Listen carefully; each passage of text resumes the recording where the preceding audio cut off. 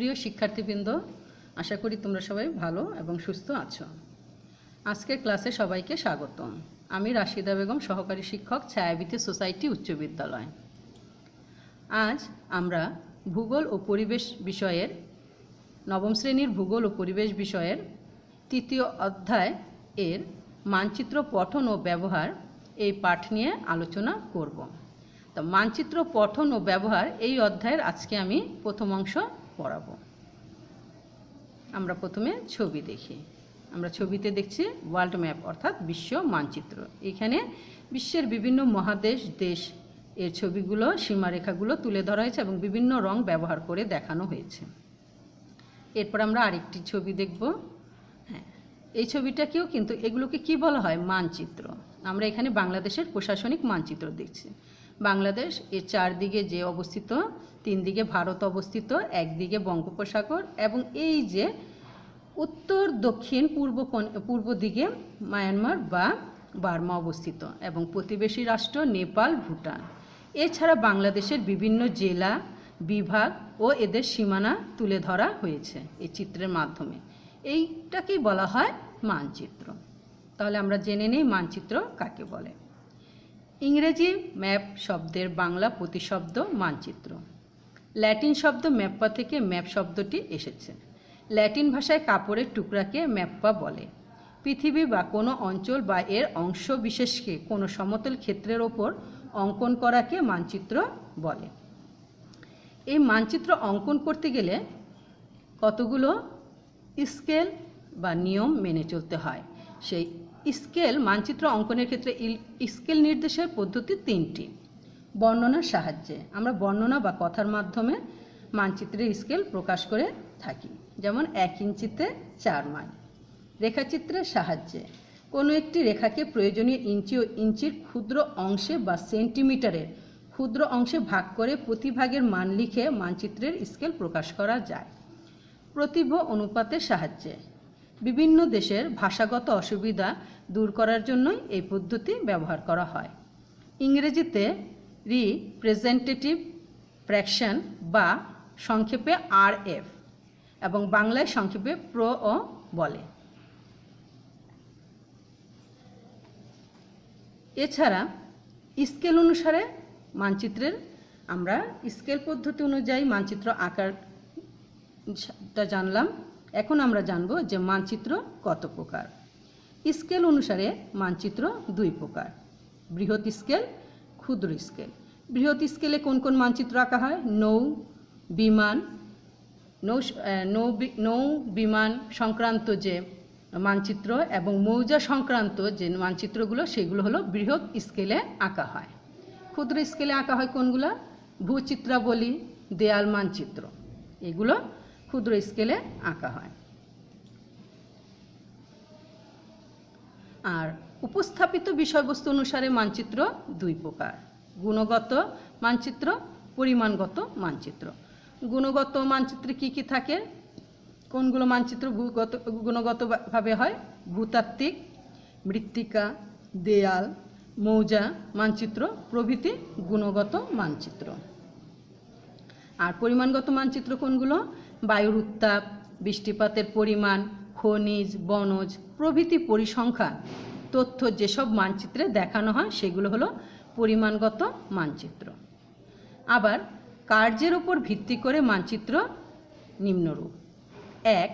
ক্যাডাস্টার বা মৌজা মানচিত্র।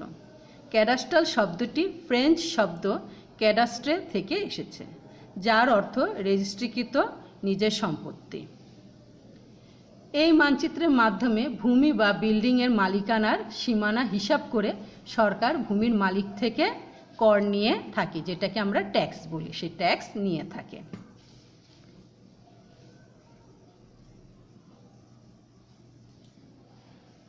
এরপরে ভূ সংস্থানিক মানচিত্র।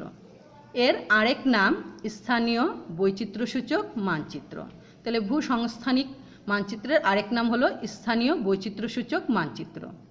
এখানে প্রাকৃতিক ও সাংস্কৃতিক 2 ধরনের উপাদান দেখা হয়। প্রাকৃতিকে দেখানো হয় পাহাড়, নদী, উপত্যকা, হ্রদ প্রভৃতি। আর সাংস্কৃতিকে দেখানো হয় খেলার মাঠ, মসজিদ প্রভৃতি। এই যে এই ভূসংস্থানিক মানচিত্র ছবিটা বা চিত্রটা তোলা হয় বিমান ও ড্রোন থেকে ছবি তুলে নিখুঁতভাবে দেখানো হয়। ভূসংস্থানিক বা স্থানীয় বৈচিত্র্যসূচক মানচিত্রের ছবি যে তোলা হয় সেটা তোলা হয় বিমান ও ড্রোন থেকে। এরপরে তৃতীয়, দেয়াল মানচিত্র। সাধারণত শ্রেণীকক্ষে ব্যবহার করা হয়। তোমরা দেখে থাকবে যে শ্রেণীকক্ষে অনেক মানচিত্র বা অফিস কক্ষে টাঙানো থাকে, সেগুলো হলো দেয়াল মানচিত্র। ভূচিত্রাবলী বা অ্যাটলাস। ভূচিত্রাবলীকে আরেকটি নাম হলো কি অ্যাটলাস মানচিত্র। মানচিত্রের সমষ্টিকেই বলে ভূচিত্রাবলী বা অ্যাটলাস মানচিত্র। এটিতে প্রাকৃতিক, জলবায়ু, অর্থনৈতিক অবস্থার উপর ভিত্তি করে পৃথিবীর বিভিন্ন অঞ্চলে ভাগ করে তৈরি করা হয়। বেশিরভাগ ভূচিত্রাবলী মানচিত্রে স্থানের অভাবে রং দিয়ে বৈশিষ্ট্য বোঝানো হয়। ওই যে আমরা প্রথমে দেখেছিলাম, এই যে বিভিন্ন রং দিয়ে বোঝানো হয়েছে। প্রাকৃতিক মানচিত্র।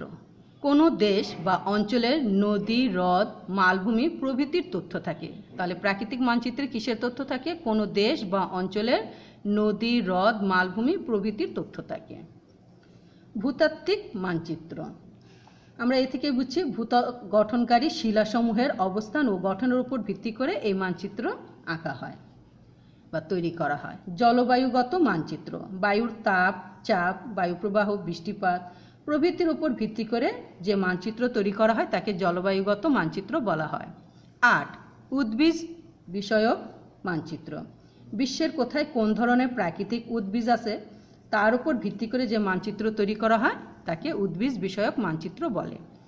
মৃত্তিকা বিষয়ক মানচিত্র। তোমরা নামগুলো থেকে সহজেই বুঝছো যে কোন বিষয়ে কোন মানচিত্র। মৃত্তিকা অর্থ মাটি। বিশ্বের কোথায় কোন ধরনের মাটি তার উপর ভিত্তি করে এই মানচিত্র তৈরি করা হয়। এই মানচিত্র সাধারণত কৃষিবিদরা বেশি ব্যবহার করে থাকেন, কারণ কোথায় কোন ধরনের মাটি কোন ফসল উৎপাদনের জন্য ভালো, সেই কারণে এই মানচিত্র কৃষিবিদরা বেশি ব্যবহার করে থাকেন। সাংস্কৃতিক মানচিত্র।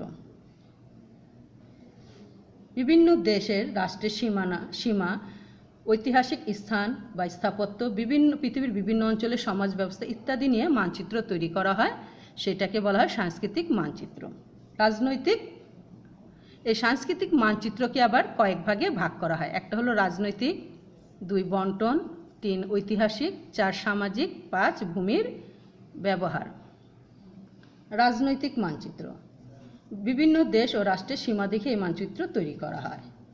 বন্টন।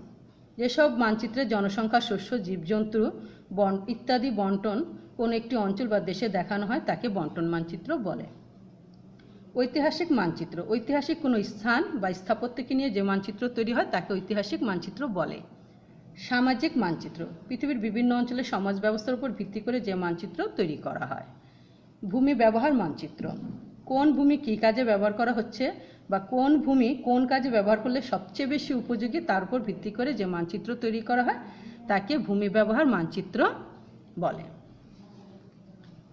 এই যে আমরা মানচিত্রর প্রকারভেদগুলো জানলাম, তাহলে আমরা নাম থেকেই বুঝতে পারছি যে কোন মানচিত্রগুলো কীরকম। এছাড়াও মানচিত্রে কিন্তু সব কিছুর বর্ণনা দেওয়া সম্ভব হয় না, এই কারণে এগুলো প্রতীকের মাধ্যমে ব্যবহার করা হয়। তাই মানচিত্রে প্রচলিত কিছু প্রতীকসমূহ রয়েছে, এটা তোমাদের বইয়ে আরও বড় করে ছক করে দেওয়া আছে, তোমরা সেটা বইয়ে অবশ্যই দেখবে যে আন্তর্জাতিক সাংকেতিক কিছু চিহ্ন দেওয়া আছে। আমি এখানে কয়েকটি চিহ্ন তুলে ধরার চেষ্টা করেছি। যেমন এই যে এইভাবে তোমাদের বৈচিত্র্যতে দেখবা, তাহলে ওই চিত্রটা দেখলে আমরা বুঝবো যে এর মাধ্যমে বোঝানো হচ্ছে পর্বত। তারপরে এভাবে ডট ডট ডট ডট পাশাপাশি সমান্তরালভাবে 2টা লাইন ডট ডট যখন থাকবে তখন আমরা সহজেই বুঝবো এটা কাঁচা রাস্তা। তারপর একটি সমান লাইন, একটি বিন্দু, তারপরে আবার একটি সমান লাইন, একটি বিন্দু, এভাবে করে যে চিহ্নটা থাকবে সেটা দিয়ে আমরা সহজে বুঝবো যে এটা আন্তর্জাতিক সীমারেখা। আবার একটি সরলরেখা, 2টি বিন্দু, একটি সরলরেখা, 2টি বিন্দু, একটি সরলরেখা, দুটি বিন্দু, এভাবে থাকলে আমরা বুঝবো এটা জেলা সীমারেখা।